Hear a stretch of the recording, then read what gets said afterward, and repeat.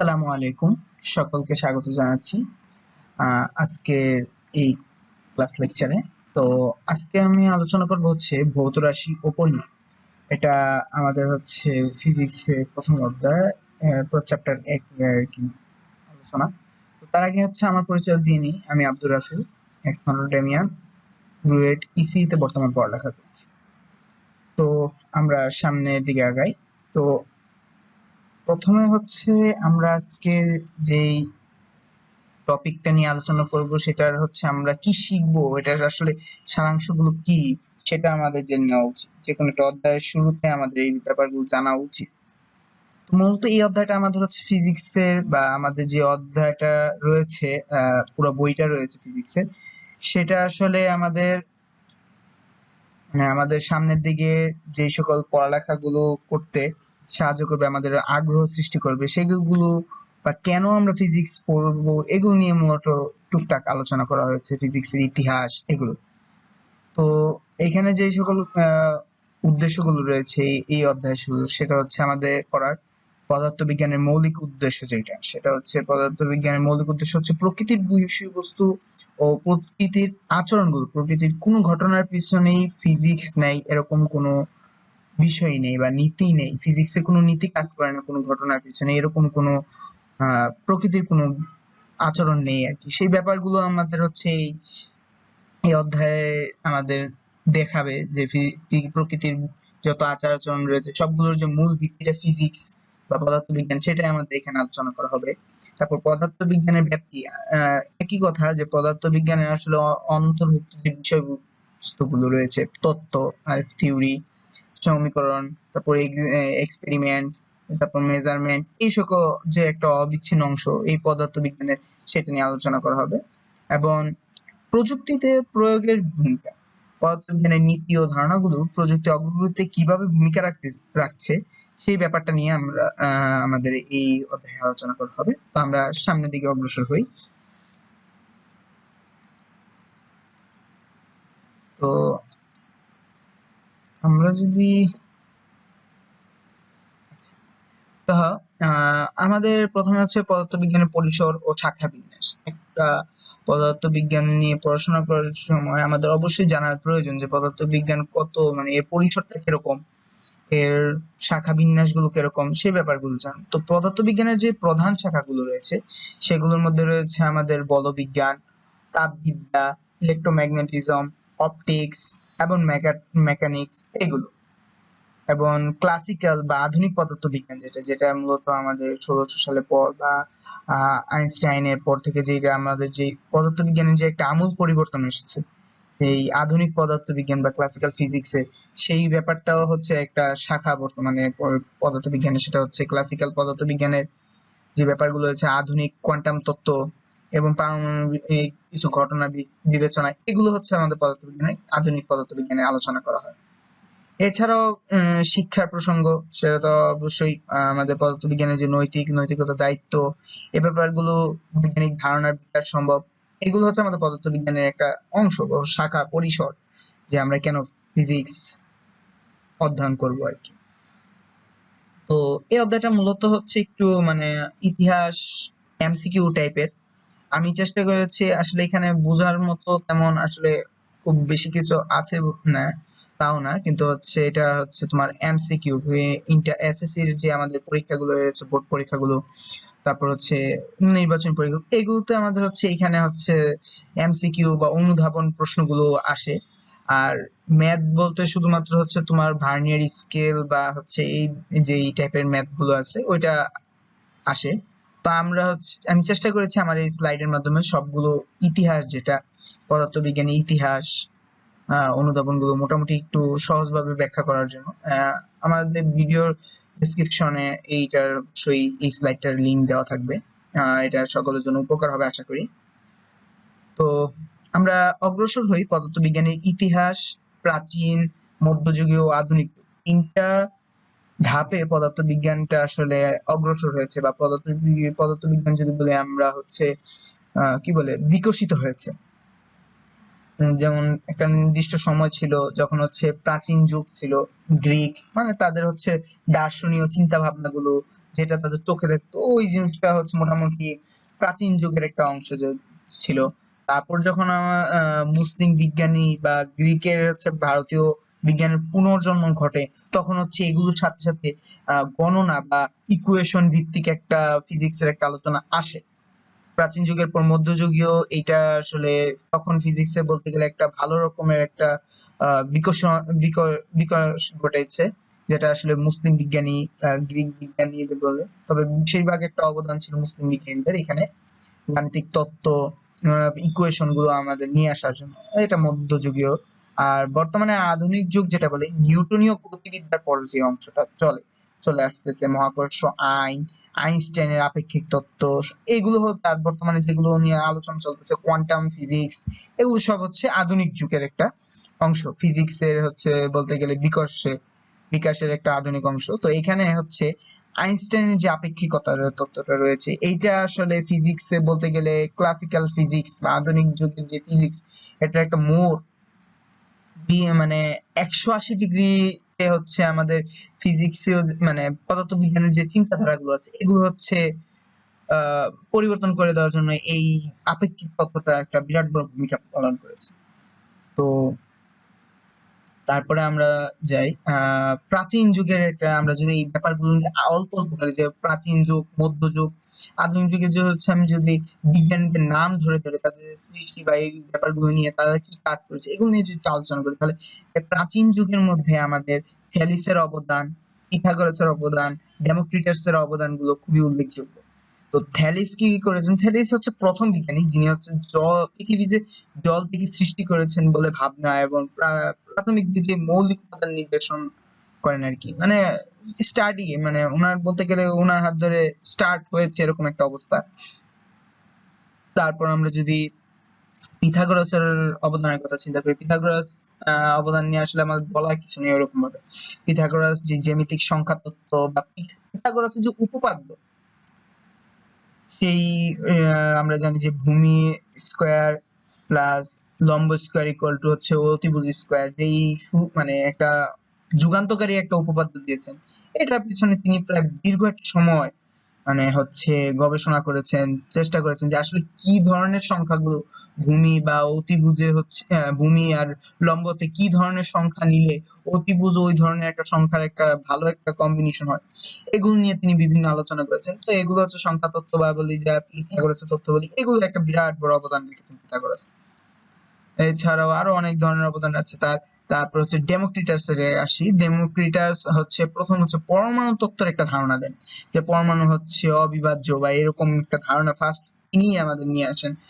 তো ওইটা বর্তমানে হচ্ছে দিনের দিন, যদিও ওই সময় তার হচ্ছে এমন কোনো ধরনের কি বলে হচ্ছে পরীক্ষা নিরীক্ষা তেমন একটা ব্যবস্থা ছিল না, কিন্তু তারপরে তার একটা, এই যে তিনি একটা তত্ত্ব দ্বারা করেছেন যে প্রাচীন যুগে, ওইটার উপর নির্ভর করে বর্তমান ফিজিক্স বলতে গেলে হচ্ছে ধীরে ধীরে অগ্রসর হয়েছে আর কি। ওটার ভুল প্রমাণ থেকে শুরু, ভুল প্রমাণ করুক আর হচ্ছে এটাকে প্রমাণ করুক, এরকম নিয়ে বিভিন্ন তত্ত্ব, এগুলো নিয়ে হচ্ছে ধীরে ধীরে অগ্রসর হয়েছে ফিজিক্স। তো তারপর যদি আমরা প্রাচীন যুগীয় থেকে এখন আসি মধ্যযুগীয়, ইসলামীয় বা ভারতীয় বিজ্ঞানীদের অবদানের কথা, সেইখানে একটা মানে বিশাল একটা চেঞ্জ হয়েছে আমার প্রাচীন যুগ থেকে বলতে গেলে মধ্যযুগীয়তে এসে। এখানে এসে ইকুয়েশন, বিভিন্ন ব্যাপারগুলো ফিজিক্সের, সেটা হচ্ছে আমাদের আহ ধরা দিয়েছে ফিজিক্সের বিকাশের জন্য। এখানে হচ্ছে অবদানের কথা যদি বলি, যে আলকিন্টারির অবদানের আছে, তিনি গবেষণা করে পদার্থবিজ্ঞান নতুন নতুন দৃষ্টিভঙ্গি নিয়ে এসেছেন। তারপর হচ্ছে ভাস্কর্যের ভাস্কর্যের হচ্ছে আবিষ্কার, ভাস্কর্য গুণমানের পদ্ধতি, তারপর গণনা নিয়ে পদার্থবিজ্ঞানের ভূমিকা রেখেছেন। তারপর যুগান্তকারী চিন্তা, এগুলি মুসলিম বিজ্ঞানীদের কাজ আর কি। বলতে গেলে মুসা আল খওয়ারেজমি, ওনার নাম শুনে থাকবে, যে তিনি হচ্ছে আমাদের এই অ্যালগোরিদমের জনক, বা হচ্ছে তোমার আমাদের বলতে গেলে অ্যালজেব্রা, এগুলো বিভিন্ন বিভিন্ন জিনিস মানে হচ্ছে মুসলিম বিজ্ঞানীদের হাত ধরে মধ্যযুগে ফিজিক্সের একটা বিশাল একটা পরিবর্তন এসেছে। আর আধুনিক যুগে যদি বলতে থাকি, তাহলে হচ্ছে গ্যালিলিওর অবদান, নিউটনের অবদান এবং আইনস্টাইন, সর্বকালের সর্বশ্রেষ্ঠ বিজ্ঞানী বলা হয় মোটামুটি তাকে এখন পর্যন্ত। তার যে হচ্ছে আইকিউ লেভেল এই পর্যন্ত এখন পর্যন্ত কোনো বিজ্ঞানীর ধরা পড়ে না এরকম বলা হয়ে থাকে আর কি। তো আইনস্টাইনের কাহিনী বিশাল মানে একটা ইন্টারেস্টিং তার ইয়েটা। তো এছাড়া যেটা বলি গ্যালিলিও ফার্স্ট হচ্ছে পরীক্ষা নিরীক্ষামূলক হচ্ছে পদার্থবিজ্ঞানের প্রতিষ্ঠাতা। তার থিওরিও এবং এক্সপেরিমেন্ট দুইটাকে নিয়ে পদার্থবিজ্ঞান যে এগিয়ে যাবে এই ব্যাপারগুলো গ্যালিলিওর মাধ্যমে আসছে বলতে গেলে। ওই গ্যালিলিওর অভিকর্ষ ত্বরণের সূত্রের কথাগুলো আমরা তো জানি গবেষণাগুলো। তারপর হচ্ছে নিউটনীয় আইন যেটা আছে, নিউটনীয় গতিবিদ্যা, আবশ্যকতা, মহাকর্ষের তিনটা মৌলিক আইন প্রবর্তন করেন নিউটন, ঠিক আছে। নিউটনের হচ্ছে মহাকর্ষ বিদ্যাগুলো আসলে খুবই মানে চমৎকার উনি কাজ করেছিলেন এই আধুনিক যুগটা যখন শুরু হয় 1600 শতকের দিকে। তারপর 1900 শতকের বা হচ্ছে 20 শতকের যে ইয়াটা ওই সময়টা আইনস্টাইন একটা হিউজ পদার্থবিজ্ঞানে বলতে গেলে হচ্ছে আমূল 180 ডিগ্রি, আমি আগেই বলেছিলাম 180 ডিগ্রি লেভেলের একটা চেঞ্জ নিয়ে আসেন হচ্ছে আইনস্টাইন। তার হচ্ছে এই আপেক্ষিকতার তত্ত্বের একটা ভিত্তিতে সেখানে স্থান ও সময়ের ধারণা পুনর্বিবেচনা করেন। মানে ফার্স্টে সবাই বিশ্বাস করতো যে সময় একটা কনস্ট্যান্ট বিষয়, স্থান একটা কনস্ট্যান্ট বিষয়, কিন্তু তিনি ফার্স্ট দেখালেন যে না, এগুলো চেঞ্জেবল, এগুলো ধ্রুবক নয়, এগুলো চলক হিসেবে ইউজ করা যায়।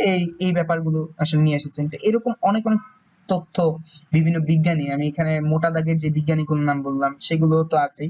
এছাড়াও হচ্ছে বইয়ে আরো কিছু কিছু বিজ্ঞানীর হচ্ছে উল্লেখযোগ্য তো ইয়েগুলো আছে, এগুলো আসলে সাধারণত এমসিকিউর জন্য আসে। ওই ধরনের ভাবে হচ্ছে ও এমসিকিউ বলতে ও জ্ঞানমূলকে আসে।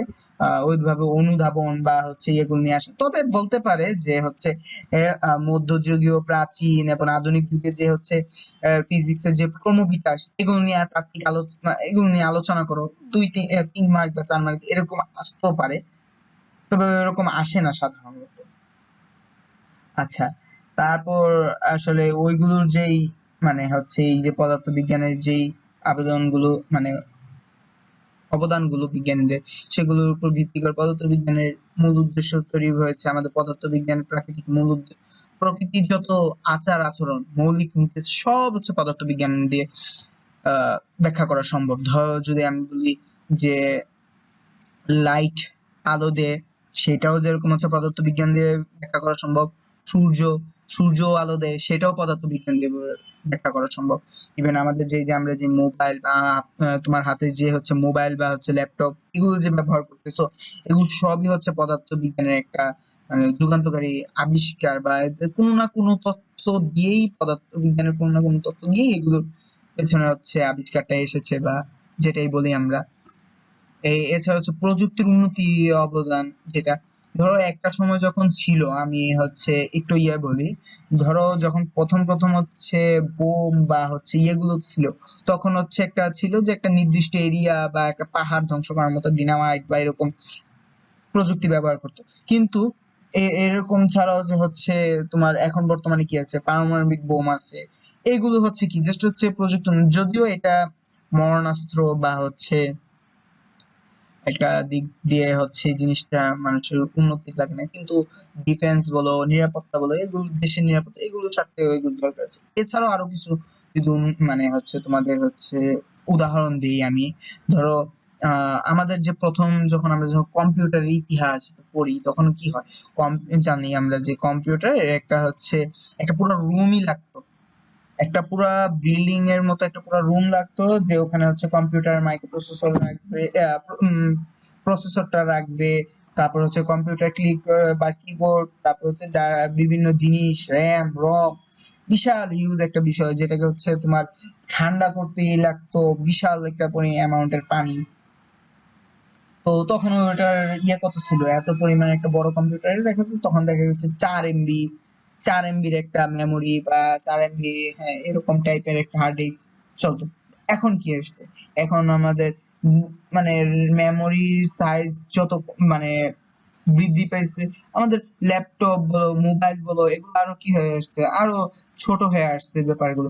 এখন আমাদের মোবাইলের র্যাম আছে কত, 8 16 পাওয়া যায় র্যাম, তারপর স্টোরেজ পাওয়া যায় 256 পর্যন্ত বর্তমানে আপডেট হয়েছে। এগুলো হচ্ছে প্রযুক্তির একটা উন্নতি সাধনের অবদান। এগুলোর পিছনে অবশ্যই পদার্থবিজ্ঞানের অবদান রয়েছে। পদার্থবিজ্ঞানের যে আহ তোমার হচ্ছে পরমাণুগত কিভাবে ন্যানো টেকনোলজিতে নিয়ে আসা যায়, এগুলো নিয়ে গবেষণা, এগুলো সব পদার্থবিজ্ঞানের একটা মানে অধ্যয়নের একটা অংশ হিসেবে কাজ করে। তারপর নতুন নতুন প্রযুক্তির উদ্ভাবন, এই যে এখন আমরা যেই র্যাম রম ইউজ করি 8 16 বা 32 এর র্যামও পাওয়া যায়, কিন্তু এখন আবার কি একটা নতুন থিওরি এসেছে, সেটা হচ্ছে কোয়ান্টাম কম্পিউটিং। যে হিসাব তুমি হচ্ছে মাসখানেক লাগবে নরমাল আমাদের একটা 32 GB যদি ধরি একটা র্যামের কম্পিউটারে, সেই হিসাব করে দিতেছে 4 মিনিটে, সেই হিসাব 15 মিনিটে হয়ে যাচ্ছে। এগুলো সব কোয়ান্টাম কম্পিউটিং এর একটা থিওরি। এই যে নতুন নতুন থিওরি, এগুলো হচ্ছে কি পদার্থ বিজ্ঞানের গবেষণার ফলেই আমাদের এই থিওরি গুলো আসছে। তো তারপরে হচ্ছে আমাদের হচ্ছে এখন এই যে পদার্থবিজ্ঞান আমরা যে অধ্যায়টা আমাদের কি ভৌত রাশি ভৌত রাশি ও পরিমাপ। তো আমরা ভৌত রাশি বলতে হচ্ছে কি যেগুলো হচ্ছে আমাদের হিসাব করা যেত, এরকম 7টা ভৌত রাশি আছে। তো আমি এখানে দেখালাম দৈর্ঘ্য, ভর, সময়। দৈর্ঘ্য তো আমরা জানি যে হিসাব করার জন্য যে আমাদের দৈর্ঘ্য পরিমাপ, স্থানের পরিমাপ, এটার জন্য আমরা দৈর্ঘ্য ব্যবহার করি। ভর একটা মৌলিক উপাদান, যে মৌলিক উপাদান একটা বস্তুর মৌলিক উপাদানের নির্ণায়কের মাধ্যম। সময় হলো যে কোনো কিছু একটা ঘটনার ধারাবাহিকতা, এগুলো সেকেন্ডের জন্য ব্যবহার। এছাড়াও ক্যান্ডেল আছে, তাই এইগুলো হচ্ছে তোমরা বইয়ে দেখবা, এগুলো খুব সুন্দর সুন্দর করে সংজ্ঞা দেওয়া আছে, আমার মনে হয় ওগুলো আশা করি বুঝবে। তো এরপরে হচ্ছে আমরা এইগুলো যে হিসাব, কেন আমরা দৈর্ঘ্যের হিসাবটা কেন মিটারে হিসাব করবো। দেখো আমাদের দেশে চলে হচ্ছে, মনে করো একটা জিনিস বুঝাই যে কেন আমাদের এসআই এককটা দরকার। ধরো আমাদের যে দেশ, এই দেশের টাকা হিসাব মুদ্রা হিসেবে চলে টাকা। ইন্ডিয়াতে যাও, ইন্ডিয়াতে গেলে পাবা হচ্ছে রুপি। তুমি যদি হচ্ছে তার পার্শ্ববর্তী কোনো একটা দেশ ধরো আহ চীনে যাও, ওখানে ওয়ান।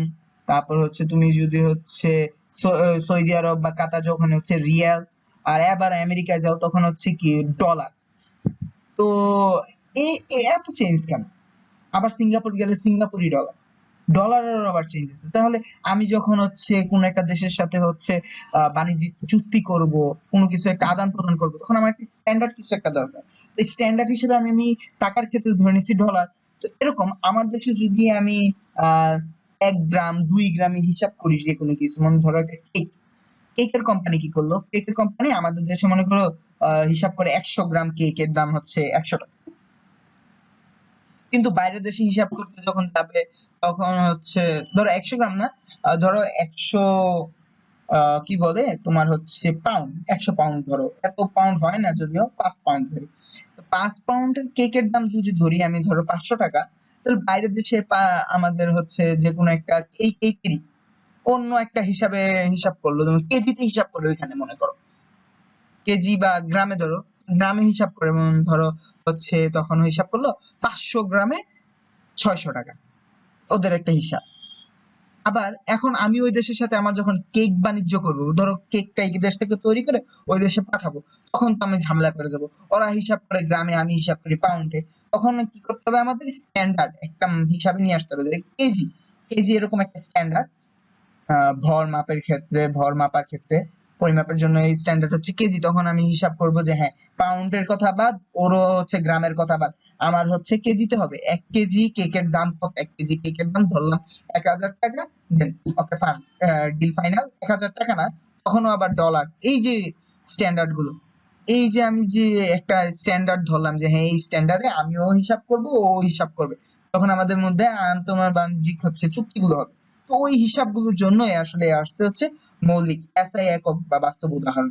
তো এগুলোর জন্য হচ্ছে আমাদের মিটার আছে, কেজি আছে, সেকেন্ড আছে, কেলভিন আছে, অ্যাম্পিয়ার কারেন্টের একক, কেলভিন হচ্ছে আলোর একক, সেকেন্ড সময়ের একক, কেজি ভরের একক, মিটার দৈর্ঘ্যের একক। এরকম ভাবে তোমার হচ্ছে এসআই একক গুলো রয়েছে। দৈর্ঘ্যের ব্যবহার আছে, ভরের ব্যবহার আছে, এগুলো বুঝতেই পারতেছো যে কেন আমরা এইগুলো ব্যবহার করতেছি। তো এইগুলো হচ্ছে আমি একসাথে হচ্ছে ইউনিট গুলো দিয়েছি। এরকম কিছু এসআই একক গুলো দেওয়া আছে আমাদের বইয়ে, এরকম কতগুলো টেবিল আছে। তো এই টেবিলের গুলো হচ্ছে তোমাদের জন্য জ্ঞানমূলক আর হচ্ছে এমসিকিউর জন্য খুবই খুবই ইম্পর্টেন্ট। আর যদি তোমরা ভবিষ্যতে কলেজ অ্যাডমিশনের জন্য যাও তাহলে তো ভাইবা বলো বা হচ্ছে যে কোনো লিখিত এগুলো খুব ডিপে জানাটা তোমাদের জন্য খুবই ইম্পর্টেন্ট। তা আশা করি এগুলো পারবা ইনশাল্লাহ। এইবার আমরা একটা জিনিসে আসি, যে কোনো কিছু মাপ বা পরিমাপ করতে গেলে আমাদের অবশ্যই একটা ত্রুটি হবে। ত্রুটি ছাড়া কোনো কিছুই না পৃথিবীতে। আমরা ফেরেশতা না, হ্যাঁ? তো আমরা ফেরেশতা যেহেতু না, অতএব আমরা মানুষ, আমাদের ত্রুটি থাকবে। তো পরিমাপের ক্ষেত্রে বিভিন্ন ধরনের ত্রুটি আছে। তো ত্রুটি পরিমাপ যথাযথভাবে পরিমাপ করলে বা ত্রুটিকে যদি তুমি গ্রহণযোগ্য না আনো, তাহলে হচ্ছে নির্ভুল ক্যালকুলেশনটা করা সম্ভব হয় না। যদিও নির্ভুল একদম 100% যে কোনো কিছুই সঠিক না পৃথিবীর। 100% মসৃণও না কোনো স্থান। ঠিক একইভাবে 100% নিখুঁত তুমি হচ্ছে ক্যালকুলেশনও করতে পারবে না। তোমাকে অবশ্যই ত্রুটি বা আপেক্ষিক ত্রুটি, মানসিক এইগুলো, দৃষ্টিগত ত্রুটি, লম্বন ত্রুটি, এইগুলো তোমাকে হচ্ছে অবশ্যই কি একটা নিতে হবে, তোমার আমলে নিয়ে তারপর হচ্ছে তোমাকে ফিজিক্সের যে কোনো কিছু ভৌত রাশি পরিমাপ করতে হবে। ঠিক আছে? তো পরিমাপের ত্রুটি কমানোর বিভিন্ন উপায় আছে। তো এইগুলো হচ্ছে তোমরা যদি দেখো যে বারবার যদি তুমি পরিমাপ করো, তাহলে এই পরিমাপ করলে কি হবে, জিনিসটা হচ্ছে সঠিক হবে। একবার তুমি মাপলা 10, আরেকবার মাপলা 9.9, আরেকবার মাইপা দেখলা যে না 9.9 না 9.95। এই যে তোমার যে হচ্ছে জিনিসটা হচ্ছে কি ক্যালকুলেশনটা বা হচ্ছে ত্রুটি কমায় তোমার হচ্ছে যে সঠিক পরিমাপ আসতেছে। এগুলো আরো বিভিন্ন উপায় আছে, তুমি বইটা যদি পড়ো স্লাইডের পর, অবশ্যই তুমি এগুলো ইনশাল্লাহ একদম ক্লিয়ার হয়ে যাবে। আচ্ছা, তো তারপরে যেই জিনিসটা আসলে আমাদের হচ্ছে পরীক্ষায় যদি দেয় সিকিউতে, সেটা হচ্ছে vernier scale. Vernier scale, screw গজ, এইগুলো হচ্ছে আমাদের আসার বিষয় পরীক্ষায় যদি দেয়। তো এটার জন্য আমাদের জানার বিষয় যে ভার্নিয়ার স্কেলটা কি। ভার্নিয়ার স্কেলটা হচ্ছে কোনো কিছু হচ্ছে সঠিক দূরত্ব যদি মাপতে চাই বা দৈর্ঘ্য মাপতে চাই, সেজন্য আমার ভার্নিয়ার স্কেলটা ইউজ করা হয়। আর স্ক্রু গজটা কি? স্ক্রু গজটা হচ্ছে একটা আমার গোলক বা সিলিন্ডার একটা বস্তুর হচ্ছে তার ব্যাসার্ধ নির্ণয়ের জন্য আমরা ব্যবহার করা স্ক্রু গজ। এছাড়াও হচ্ছে যন্ত্রপাতির বিভিন্ন কার্যক্ষমতা রয়েছে। তো আমরা স্ক্রু গজ বা ভার্নিয়ার স্কেলে যদি পরিমাপ করতে চাই, ফার্স্ট আমার কাছে যেটা লাগে সেটা হচ্ছে ভার্নিয়ার ধ্রুবক বা ভার্নিয়ার কনস্ট্যান্ট। কথা হচ্ছে ভার্নিয়ার ধ্রুবক বা ভার্নিয়ার কনস্ট্যান্ট কি? ভার্নিয়ার ধ্রুবক বা ভার্নিয়ার কনস্ট্যান্ট হচ্ছে, ধরো মেইন স্কেল যেটা দেখো এখানে, যেটা মেইন স্কেল, এই যে এটা যেটা মেইন স্কেল, এখানে 1-2 সেন্টিমিটার যেটা, এটা হচ্ছে আমার মেইন স্কেল। আর এই যে ছোট্ট করে যে স্কেলটা, এটা হচ্ছে আমার ভার্নিয়ার স্কেল। এইটা আমরা যদি আগের স্লাইডটার দিকে তাকাই, এইখানে যে দেখো এই যে একটা চলমান একটা বস্তুর মতো দেখতেছো আমরা, এই যে স্কেলটা, এটা হচ্ছে আমার ভার্নিয়ার স্কেল। আর এই যে স্কেলটা দেখতে পাইতেছো লম্বা, সেটা হচ্ছে আমার মেইন স্কেল। তো আমি যদি এখানে যেটা দেখতেছি সেটা হচ্ছে, এটা হচ্ছে ভার্নিয়ার স্কেল আর এটা হচ্ছে আমার মূল স্কেল। তাহলে ভার্নিয়ার স্কেল, মেইন স্কেল আর ভার্নিয়ার স্কেলের যদি এক ডিভিশন এক ডিভিশন পার্থক্যের জন্য যেই একটা কনস্ট্যান্ট মান আসে বা পার্থক্যটা, যে অনুপাত, সেটাই হচ্ছে আমার কি ভার্নিয়ার ধ্রুবক বা ভার্নিয়ার কনস্ট্যান্ট। ধরো এখানে আমার ভার্নিয়ার স্কেলে এক এক এক যদি তোমার ডিভিশন বলি, এক ভাগের দৈর্ঘ্য কত? 1 মিলিমিটার, ঠিক আছে? 1 মিলিমিটার। আর তোমার এই এক ভাগের দৈর্ঘ্য কয়টা ভাগ? 1, 2, 3, 4, 5, 6, 7, 8, 9, 10, 10টা ভাগ। এই যে এক ভাগের সাথে 10 ভাগের এই এক ভাগ অনুপাত করলাম আমরা, এই যে পার্থক্যটা, সেটার ফলে আমার কি আসছে 0.1 mm। এটাকে যদি আমি মিটারে নিয়ে যাই, এটাই হচ্ছে আমার কি ভিসি বা ভার্নিয়ার কনস্ট্যান্ট। এইটা আমার ভার্নিয়ার স্কেল বলো, ভার্নিয়ার তোমার হচ্ছে স্ক্রু গজ বলো, সবগুলোর ক্ষেত্রে সেম ভার্নিয়ার ধ্রুবক বা ভার্নিয়ার কনস্ট্যান্ট। ঠিক আছে? দেন হচ্ছে এবার আমরা একটা ম্যাথ দিয়ে এই ব্যাপারটা বুঝি। ধরো 10 ভার্নিয়ার স্কেল ডিভিশনে equal to 9 main scale division, মানে মেইন স্কেল ডিভিশন হচ্ছে 9 আর ভার্নিয়ার স্কেল ডিভিশন হচ্ছে 10। তাহলে এমএসডি মেইন স্কেল ডিভিশন হচ্ছে 1 মিলিমিটার, 10 ভাগ যেহেতু, তাহলে এখন হচ্ছে আমার ভিএসডিটা কি আসবে ভার্নিয়ার স্কেল ডিভিশন 9/10, কারণ এখানে দেওয়াই আছে মানগুলো, জাস্ট হচ্ছে 9/10 দিয়ে 9 0.9 mm। কেন? কারণ এই যে 1 MSD হচ্ছে mm 1 mm, তাহলে ভিসি কত 1 MSD, মানে হচ্ছে মেইন স্কেল ডিভিশন থেকে বিয়োগ করে এই তোমার হচ্ছে 1 মাইনাস 0.9, কারণ 1 VSD মানে হচ্ছে এই যে ভার্নিয়ার স্কেল ডিভিশন কত 0.9, এটা আমি পেয়ে গেছি, সেটা বিয়োগ করলে পাবো হচ্ছে 0.1 mm। এই জিনিসটা আরো সহজে করতে পারো, তুমি 1/10 দিয়ে দিলেও সেম অ্যান্সার আসবে, ঠিক আছে? এখন এটা মিলিমিটারে রাখছে, তো তোমার ম্যাথের উপর নির্ভর করে ওটা হচ্ছে তুমি মিলিমিটারে রাখবা না মিটারে নিবা না সেন্টিমিটারে নিবা, ওটা তোমার ব্যাপার, up to you, choice yours. But আমি হচ্ছে এখানে মিলিমিটারে রাখতেছি আপাতত, ঠিক আছে?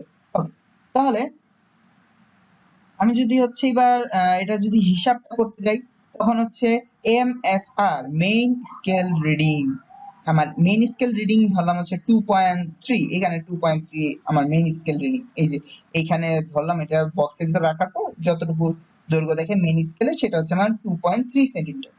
দেন হচ্ছে ভার্নিয়ার স্কেলের কয় নাম্বার পয়েন্টের সাথে আমার এটা মিলবে, এটা হচ্ছে আমার ভার্নিয়ার সমপাতন, ঠিক আছে? ভার্নিয়ার সমপাতন ধরলাম আমরা 4 নাম্বার দাগের সাথে আমাদের মেইন স্কেলের যে কোনো একটা দাগ খুব সুন্দর বা কাছাকাছি মিলে গেছে, ঠিক আছে, বা সূক্ষ্মভাবে মিলে গেছে, ধরলাম ওটা হচ্ছে 4 নাম্বার পয়েন্ট। তো এখন আমার ভিসি তো আমার জানা আছে, দেন এখন আমার সূত্র হচ্ছে মেইন স্কেল রিডিং যোগ ভিসি ভার্নিয়ার কনস্ট্যান্ট এবং ভার্নিয়ার রিডিং, এই দুইটার গুণফল যেটা হবে সেটা আমার মেইন স্কেল রিডিং এর সাথে যদি আমি যোগ করে দেই, তাহলে আমি পাবো হচ্ছে টোটাল রিডিং। ওকে, আমি হচ্ছে এইখানে তোমার ভার্নিয়ার কনস্ট্যান্ট আর ভার্নিয়ার স্কেলের হিসাব করে এখানে ভার্নিয়ার রিডিংটা হবে ভার্নিয়ার সমপতন ইনটু ভার্নিয়ার কি কনস্ট্যান্ট, ব্যাস, এটা সেন্টিমিটারে হিসাব করে নিয়ে এসে টোটাল রিডিংটা আমি দিয়ে দিলাম, জাস্ট সূত্রে বসাই দিলাম। তো এইটা হচ্ছে তোমার মূলত হচ্ছে এক্সামে আসার মতো, যদি 4 মার্ক বা 3 মার্ক তোমাকে বলে দিবে যে একটা দৈর্ঘ্য দেওয়া আছে বা জনি বা রনি একটা উদ্দীপকে দিয়ে বলে দিবে যে এ এরকম এরকম মান পাইছে, তার মেন স্কেল রিডিং না বলে MSR ও বলে দিতে পারে, অসুবিধা নেই, তুমি তো সূত্রটা জানো, দেন হচ্ছে সূত্রের সাথে জাস্ট বসাই নিবা, ঠিক আছে? এরকম ছোট ছোট মান দিয়ে দিয়ে তোমাকে জাস্ট বলবে যে হ্যাঁ এটা বের কর, আশা করি তুমি পারবে ইনশাল্লাহ। তো মোটামুটি এই ছিল আমাদের এই অধ্যায়, ভৌত রাসায়নিক অধ্যায়টা। তো তোমরা হচ্ছে মোটামুটি এটা নিয়ে এত বেশি প্যারা খাওয়ার কিছু নাই, এই অধ্যায়টা হচ্ছে মূলত MCQ ও জ্ঞান অনুধাবন নাই বলতে গেলে, জ্ঞানমূলক দিয়ে পর্যন্তই। তারপরে যদি চায় হচ্ছে টুকটাক ইতিহাস থেকে কোশ্চেন করতে, তাহলে তো এটা সম্পূর্ণ স্যারদের ব্যাপার। আশা করি আহ এই অধ্যায়টা তোমাদের খুব ভালোভাবে মানে বোঝাতে আমি সক্ষম হয়েছি, আমি আশা রাখি। তারপরে তোমাদের যদি কোনো কোশ্চেন থাকে আমাদের লার্নিং হবে পেজ এবং হচ্ছে ইউটিউব চ্যানেলে এই কমেন্ট করলে আমরা চেষ্টা করবো কোশ্চেন অ্যান্সার করে দেওয়া। তো থ্যাংক ইউ ফর ওয়াচিং, ধন্যবাদ হচ্ছে সবাইকে লার্নিং হ্যাবের সাথে থাকার জন্য, যেখানে লক্ষ্য হয় স্পষ্ট আর প্রস্তুতি হয়নি। আসসালামু আলাইকুম।